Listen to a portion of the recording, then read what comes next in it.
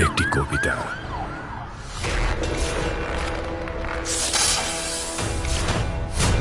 দশটি খুন। শহরে ঘটছে একের পর এক খুনের ঘটনা। আতঙ্কিত গোটা শহর। খুনিদের হন্য হয়ে খুঁজছে পুলিশ। এরকম থ্রিলার গল্পে 2022 সালে শুটিং হয়েছিল ওটিটি প্ল্যাটফর্ম টফির প্রথম অরিজিনাল সিরিজ হারাদনের 10টি ছেলে। শুটিং শেষ হলেও সিরিজটি মুক্তির কোনো খবর পাওয়া যাচ্ছিল না। অবশেষে আলোর মুখ দেখল সিরিজটি।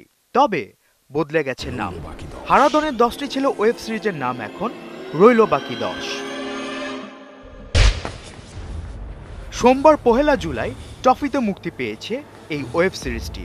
শাহজাদা শাহেদের চিত্রনাট্যে 10 পর্বের এই সিরিজটি বানিয়েছেন মাসুদ জাকারিয়া সাবিন।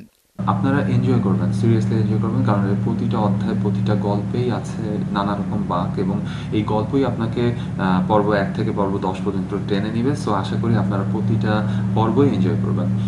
বরং আমরা এটার পাঠানটা ধরতে পারছি না। এক্ষেত্রে আমি শিওর না, তবে এটা যদি সত্যি সাইকো কিলারের কাজ হয়ে থাকে, সেটা ধরতে না পারাটাও কিন্তু আপনাদের ব্যর্থতা। রইল বাকি 10 ওয়েব সিরিজে বিভিন্ন চরিত্রে অভিনয় করেছেন FS নাইম, অর্চিতা স্পর্শিয়া, শতাব্দী ওয়াদুদ, নাদের চৌধুরী, আহসান হাবিব নাসিম, লারা লোটাস, সাব্বির আহমেদ এবং আফফান মিতুল। একটি বিশেষ চরিত্রে অভিনয় করেছেন চিত্রনায়ক জিয়াউল রোশন।